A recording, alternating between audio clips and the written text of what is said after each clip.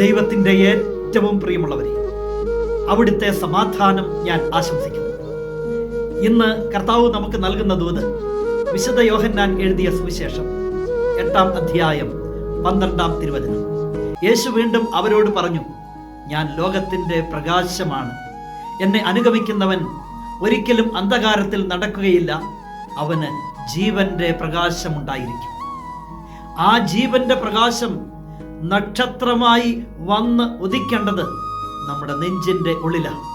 എന്നിലെ ഇരുളകറ്റി നമ്മിലെ അന്ധകാരം മാറ്റിയിട്ട് ജീവന്റെ പ്രകാശത്തിൻ്റെ വഴിയെ നടക്കാനും ജീവിക്കാനും അവൻ ഈ മണ്ണിൽ വന്ന് പിറന്നതിൻ്റെ ഓർമ്മ പുതുക്കല ക്രിസ്മസിൻ്റെ ഒരുക്കമായുള്ള 25 നോമ്പ് ഇന്ന് ആരംഭിക്കുമ്പോൾ വിശ്വാസത്തോടെ, പ്രാർത്ഥനയോടെ, അതിലേറെ ആഗ്രഹത്തോടെ അവനെ എതിരേൽക്കാനായി, ആ ജീവന്റെ പ്രകാശത്തെ, ലോകത്തിൻ്റെ പ്രകാശത്തെ എതിരേൽക്കാനായി നമുക്കെല്ലാവർക്കും ഒരുങ്ങാം.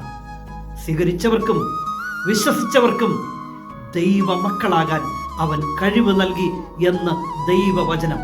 എങ്കിൽ ഈ 25 നോമ്പിലൂടെ വിശ്വാസത്തോടെ, പ്രാർത്ഥനയോടെ, ആഗ്രഹത്തോടെ അവനെ എതിരേൽക്കാനായി നാമും ഒരുങ്ങുമ്പോൾ ദൈവപുത്രൻ നമ്മളെയും കൈപിടിച്ച് ഉയർത്തുന്നത് ദൈവ മക്കളുടെ സ്ഥാനത്തേക്ക്.